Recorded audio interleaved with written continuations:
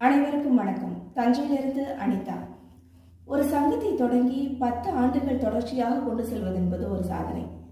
அவ்வகையில் பொதிகையில் பிறந்து பொருணையில் தவழ்ந்த நம் தமிழ்மொழியின் சிறப்புகளை உலகெல்லாம் எடுத்துச் செல்லும் திருநெல்வேலி பொதிகை தமிழ் சங்கத்தின் 10ஆம் ஆண்டு தொடக்க விழா வரும் மார்ச் முதல் வாரத்தில் திருநெல்வேலியில் நடக்க இருப்பதை அறிந்து பெருமகிழ்ச்சி அடைகிறேன்.